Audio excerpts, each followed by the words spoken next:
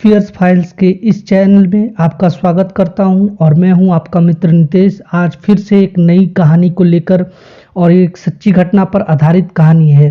ये आप बीती मध्य प्रदेश के पंकज ने हमें भेजी है। ज़्यादा देरी नहीं करते हुए इसे आरंभ करता हूं। आज की कहानी ये एक आप बीती घटना है जो मेरी दादी के साथ घटी थी। मेरी दादी ने जब ये किस्सा मुझे सुनाया था तब मेरे रोंगटे खड़े हो गए थे। ये घटना उनके साथ बचपन में घटी थी। तब की बात है जब वो 8 साल की थी।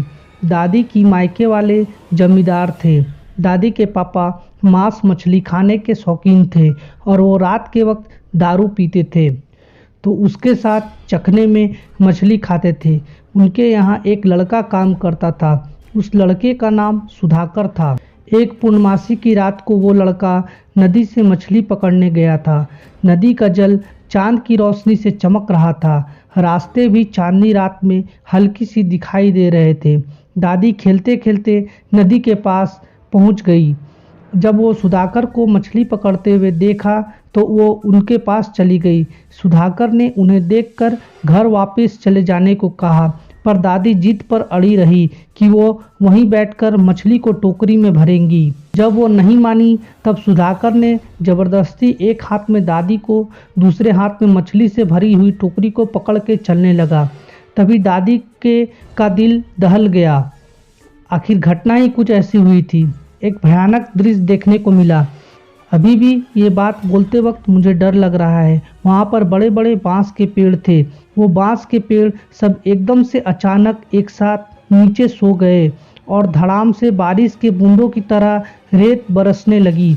ऊपर से फिर एक साया उनका पीछा करने लगा। थोड़े दूर तक एक अजीब सी चीखने की आवाज़ सुनाई देने लगी। सुधाकर कुछ बड़बड़ा रहा था। शायद वो हनुमान चालीसा बोल रहा था। उसने टोकरी से कुछ मछली वहाँ फेंक दिया। तभी कुछ क्षण के बाद वहाँ जो बांस के पेड़ थे वे फिर से ऊपर उठ गए और वो आवाज़ जो सुनाई दे रहा था वो बंद हो गया। सब कुछ पहले जैसा हो गया।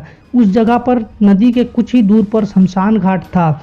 वहाँ के लोगों का कहना था जो भी वहाँ मछली पकड़ने जाते थे अपनी टोकरी से कुछ मछली वहाँ फेंक के सीधे मुंह आते थे। कोई पीछे मुड़कर दोबारा नहीं देखता था। उस रात सुधाकर ने दादी को वहाँ से ले जाने के चक्कर में वो चीज़ करना भूल गया। कहते हैं आत्माओं की मांसाहार आदि चीज़ों में आस रहती है, उनकी रुचि रहती है। तभी ये बात दादी के सामने आ गई। हालांकि वो इन आत्मा पर विश्वास नहीं करती, लेकिन वो चीज़ हमेशा के लिए उनके जहन में रह गया। वो समझ नहीं पा रही थी कि ये जो घटा था वो सच था या उनका वहम। उस दिन के बाद 2 दिन तक उनके शरीर में बुखार रहा।